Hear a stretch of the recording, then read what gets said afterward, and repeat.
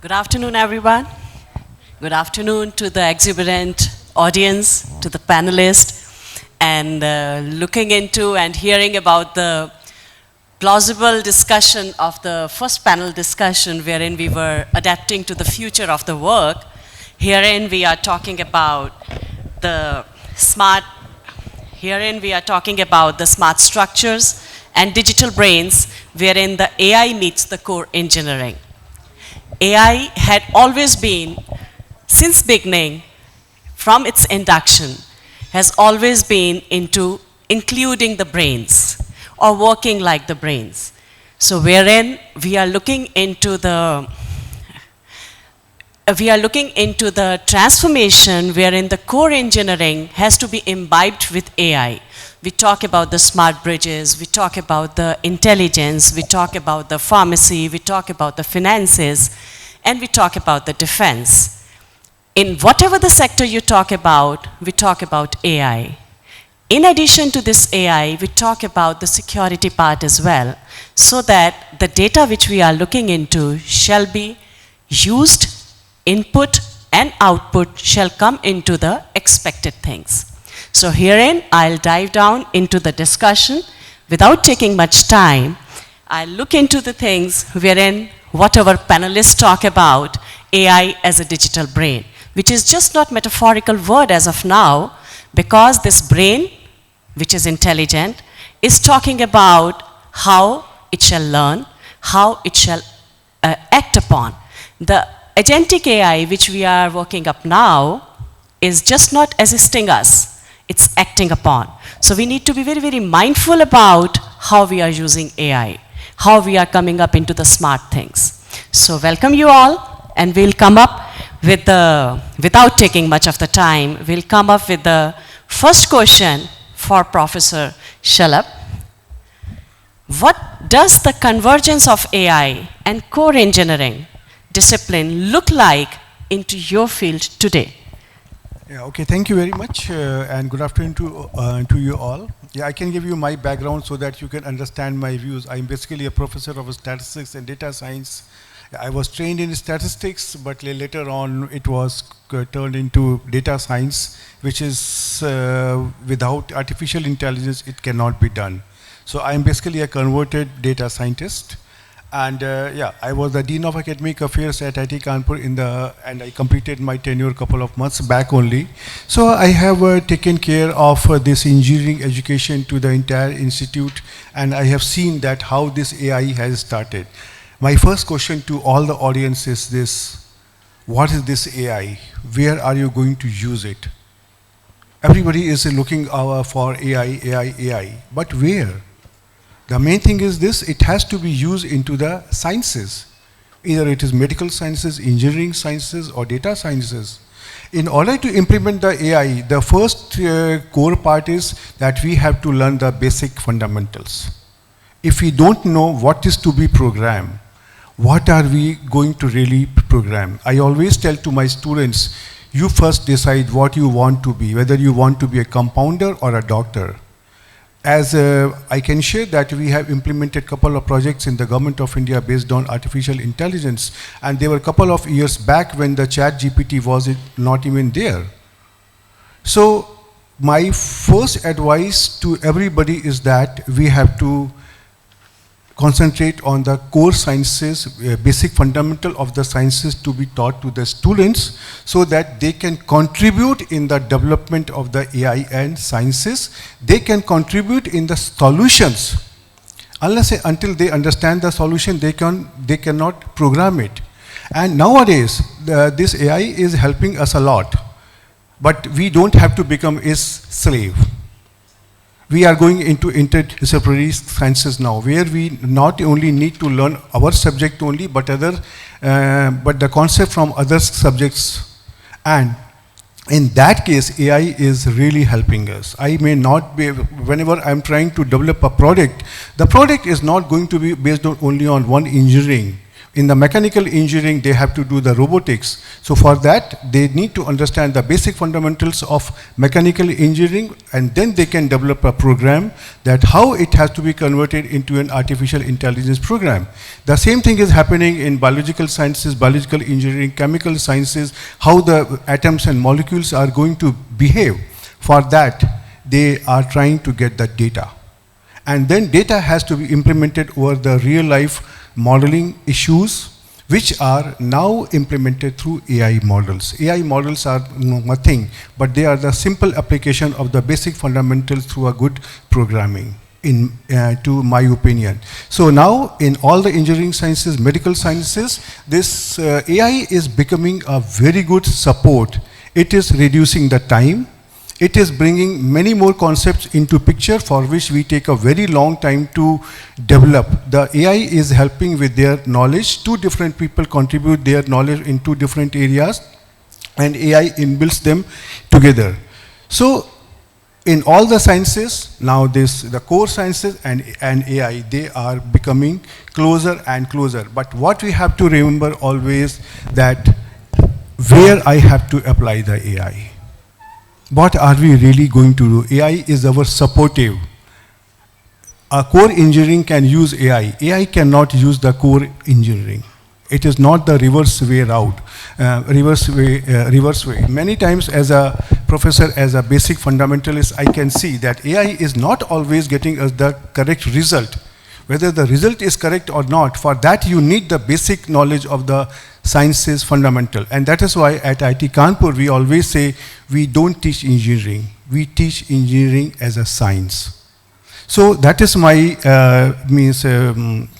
an advice to all the students, all the professors, all the industry experts, that whenever they are trying to use AI, be watchful, be careful, and you should have the capability to check whether it is giving you the correct output or not. You can check, go to ChatGPT and ask, who is Shalabh? They will give you hundreds of answers. You have to identify, which Shalabh am I? So for that, both are coming closer, but be careful, be watchful, use it as a good tool, but intelligently. Thank you very much. Absolutely correct for this. There is no doubt, intelligence comes to the brain of a human first. So next I'll come to Dr. Bajaj. Looking into the diversity of her experience, I'll come on the thing that, do you really think that AI can become the digital brain of infrastructure?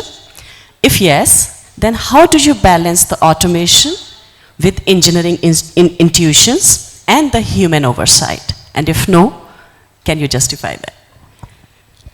Okay, first of all, I would like to mention about, I'm an electronics engineer working in hybrid intelligent system for last 35 years, as sir has also said.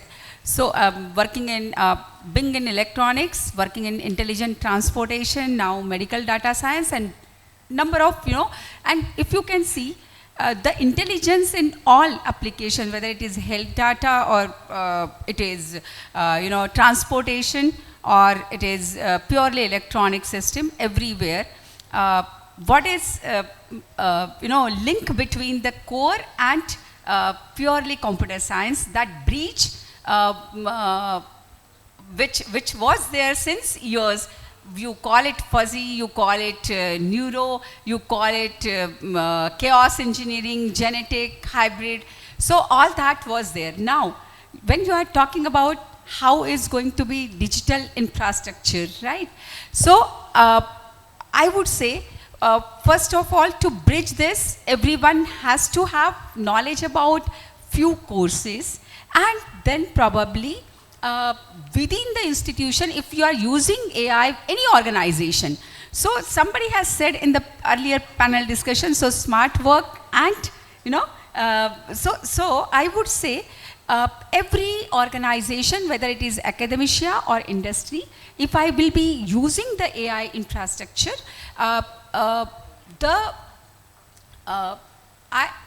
it has to be lot of simulation, lot of hardware, if all that combination is being used, nothing could be, I mean, AI is ultimately, if I talk about GPUs, that's going to be a hardware. So how I am going to use the infrastructure within the campus is going to be a combination of a hardware and the software, and the analytics which I am getting through my simulation, through various experiments, that analytics, based on that, the prediction, and the prediction is going to help me a lot in my smart work, because lot of saving in the cost, lot of saving in the infrastructure, lot of saving in the resources, that all is going to be there. So analytics, knowledge about data science, knowledge about analytics and prediction, and based on prediction, how I'm not saving anything on human brains, but what I'm saving is on infrastructure. That's what I could conclude from, you know, your question, probably. Yeah, the same. I wanted to ask about the automation. Okay. So lot of, if I go for automation, it cannot be purely digital. Again, I would say, since I've worked on both the side. So it has to be a hardware plus software, and when I'm using that, conclusion, analytics, and then using that smartly, optimally, that is all possible through AI. That's it. Thank you. Yeah, thank you. That's the perfect reply for making it automated. Now coming to Dr. Neelam, the way you are dealing with pharmaceutical things now and the way AI is emerging, so can you update us how we can reshape the pharmaceutical things, pharmaceutical industry, and fit in our engineers having the AI knowledge into the pharmaceutical industry? Thank you for this insightful question. I'll give you my background. I'm a physician by training. I have done MBBS, then I joined pharmaceutical industry, and I have been working with pharmaceutical industry in drug development for last 20 years. So, and thank you to the organizers for inviting me for such a futuristic vision seminar. Over 20 years of my career, I have come to know one fact, and I deeply respect that: pharma can find the cure for the diseases, but without engineers, it might not reach the patients. So to understand this question, how AI is reshaping pharma industry and where we can plug in our engineers, we need to look at the life cycle of a drug, how it reaches from bench side lab to patients. So broadly, we can divide it into 3 Ds. First D is how drugs are, medicines are discovered. Second D is how they are developed, molecule to medicine. And third D is how they are delivered. So first, so in each 3 segments, 3 Ds, discover, develop, and deliver, I'll take up how it was before AI, how AI is changing, and how engineers are doing, contributing to the each segment. First, I'll take up discovery part. Before AI, it was scientists would sit in the lab and they will do hit and trial, and potential candidates for developing into medicines were like they were discovered in 5 to 7 years. But now, with the advent of AI, these predictions, molecules are discovered very fast, in weeks' time. Who is doing that? These algorithms are written by our engineers with the advent of AI. So they are developing algorithms which are analyzing protein structures fast, which are doing genetic analysis very fast. So here I would like to give you one example. Last year, Stanford engineers, they came up with a concept of smart toilet, which can analyze stools and urine within seconds, like give you biomarkers, whether being like you have any disease or not. This is just like having real-time monitoring diagnostics in the washroom. This is a concept. And one fun fact, it has camera as well for user identification. So you can see this is the most uncomfortable facial recognition. So this is discovery part, right? Discovery, AI has made it very fast. Engineers are doing the algorithms. Now we come to we have now discovered the molecules, we are going to develop them into medicines. So before AI, long clinical trials were being done, whosoever, which pharma company has not yet adopted AI, and they were very expensive. Adverse events were detected very late in the clinical trials, and the devices used were very bulky. But now after AI, wearable biosensor devices are being used, and clinical trial simulations are done within lab. Very fast adverse events are detected. So who is doing all these things? Like helping pharma with all these things, our engineers are doing all these things. Not only the AI, the engineers who know AI, also biomedical devices. We do need mechanical engineers there, biomechanical engineers there as well. So also our engineers, they have developed drone delivery systems for remote areas, blood banks, from blood bank to blood is being transported to the needy people. So here I will give you one more example. Psychiatric patients, we know, you give them medicine, they will put it in their mouth and will not swallow it. So they will hide and spit it out later, and they are not cured. So there was one concept engineers come up with, digital pill, which when it is swallowed, it will text to the doctor that it has been swallowed. So this is one example. AI and engineers are helping. Prototype is there. So now we have done 2 Ds. One is discovery of the molecule. Second is development of the molecule into medicine. So now we have to deliver this medicine to the patient. Before AI, suppose there was vaccine being transported to the village, and it has to be transported at a particular temperature. Variation is there. Vaccine would be spoiled, and we need it will lose its potency. So before AI, market analysis, marketing prediction, like which area would sell which drug more, this was being done by people sitting in the office and looking at the data of previous years. And also about inventory management was being done manually. After AI has come up, now in the delivery phase we are talking about. So with AI, we have smart fridges which control temperatures. We have inventory management, automated inventory management, and predictive analysis being algorithms are there. So who is doing that? Our engineers. So in pharma, we have engineers helping everywhere. I would it's only not, engineers are not only writing the codes, they are not only making the biosensor devices, they are ensuring that a grandmother in a village gets her insulin timely, be it via drone delivery. They are also ensuring that a kid in a village gets potent vaccine, be it via smart fridges or potency of the vaccine is retained in a village where there is no power for next 3 days, because they have developed solar powered fridges. So I would again reiterate that pharma can find the cures, but without engineers, it might not reach the patients. So one last example I'll give. Last year, Stanford engineers and with Google engineers, they trained AI so well, it could read X-rays and MRIs better than the radiologists. It's not that they were trying to replace the radiologists, they were giving them superhuman powers. And who is giving them superhuman powers? Our engineers. So if you want to work in healthcare, you do not need to have M.Pharm degree or MBBS degree, or stethoscope is not required. You can work in healthcare, in pharma, and help save lives. You just need, now healthcare is also not only about stethoscope, it's also about sensors, servers, and scalable data. Thank you. Hope I answered. That's just a wow reply. Thank you.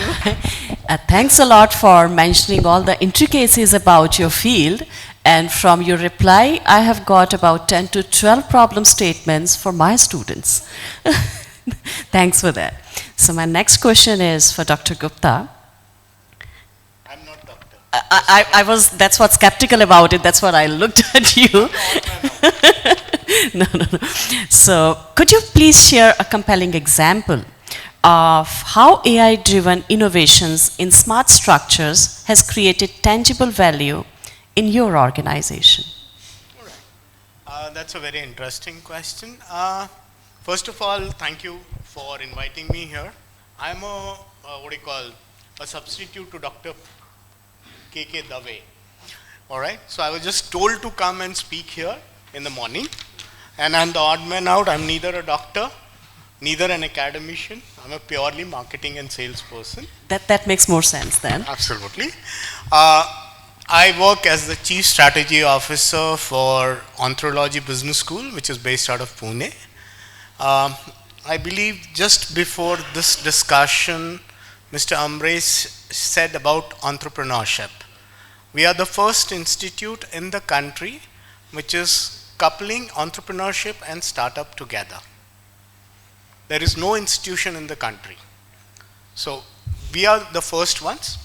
Now, as the question has been put up to me, I just took some examples from my dear friend who works for Amazon, and he gave me some very good insights on impact of AI in today's world. So I'll just briefly go through them, and I hope it's helpful for everybody. AI, like what Professor Shalabh also said, everybody is running after AI. AI has been there for the last 40 years.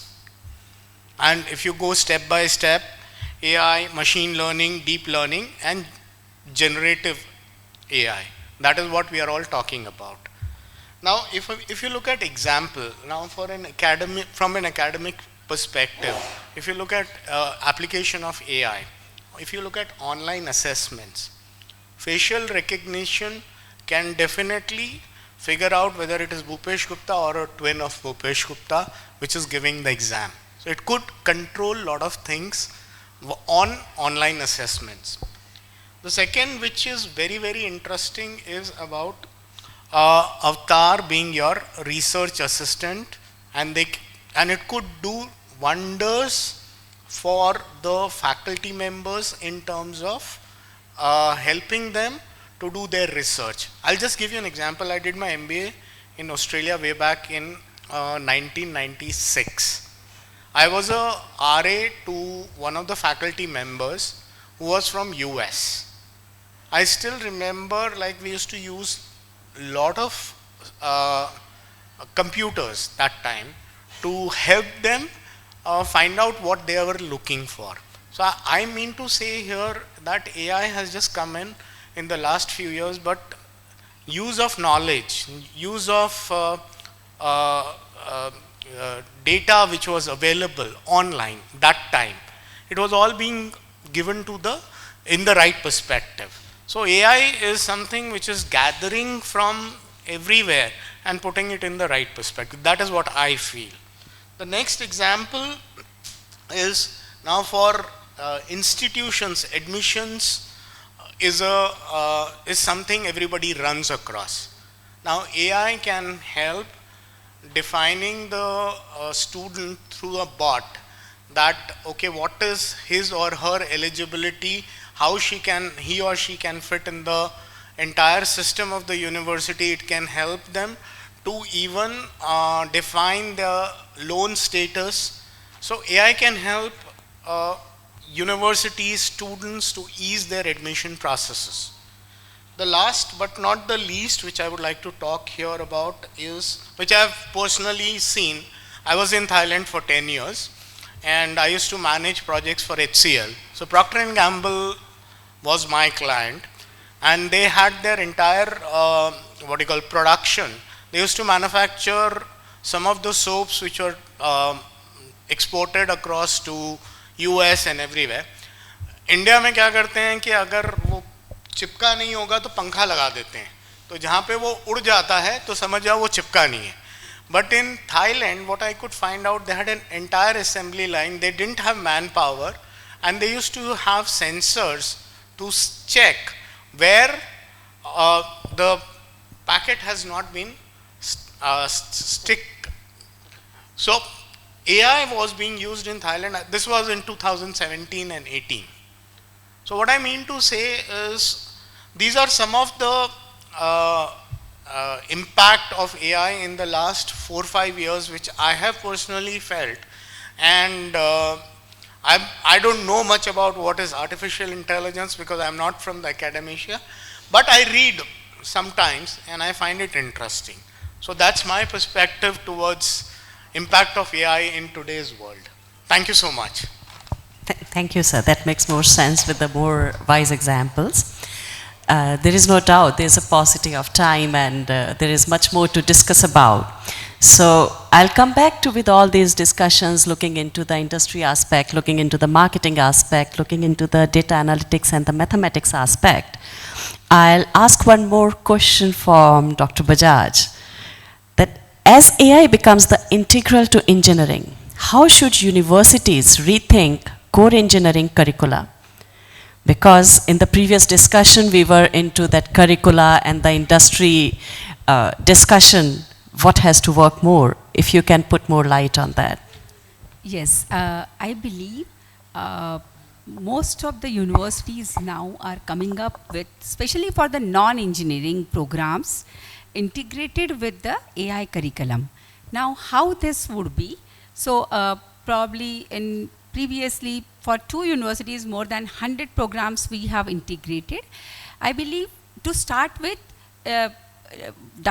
disruptive technology has to be one course which has to be introduced, whether it is a psychology, whether it is a program in the education, or it is a program in the agriculture, because any program, because for that purpose, precision agriculture or any other field we are working with, disruptive technologies, a small course on maybe 20-30 hours on data science, AI for everyone, we all are going through, a cloud computing and a sensor and transducers to start with. These courses will give a basic, and Python for, although it is for engineering, but we have seen very good results when teachers and students do learn that as in. So a compact program on this could be approximately 50-60 hours, has to be part of every program, whether it is engineering or non-engineering program. That will give you a kind of understanding of what is data science, how is data analytics, how the data is being stored in open cloud or otherwise also on cloud, and how the analysis takes place, and what is AI, a bird's eye view on every system with a small project.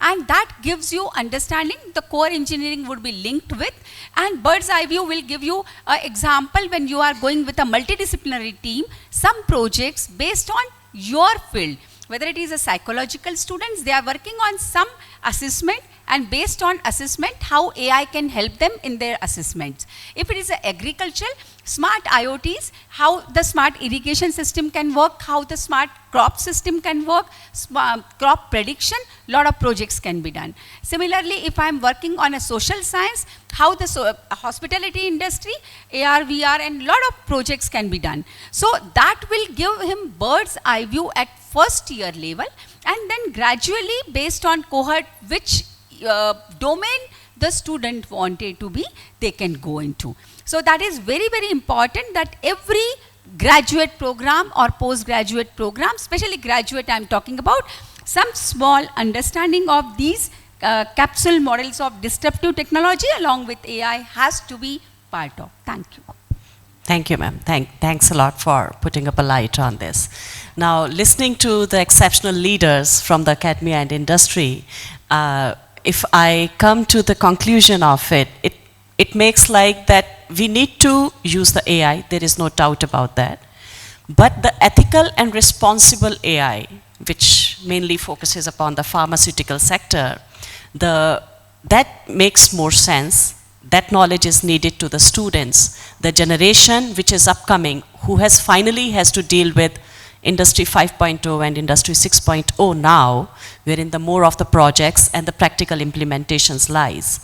So those examples, those ethics, listening into from the leaders, I'll say that AI, a need of hour, no doubt, ethical use of AI and the ethical implementation and learning to the students, this generation, that is much more important into the curriculum as of now. So does that make sense? So that's what. Thank you to all of you.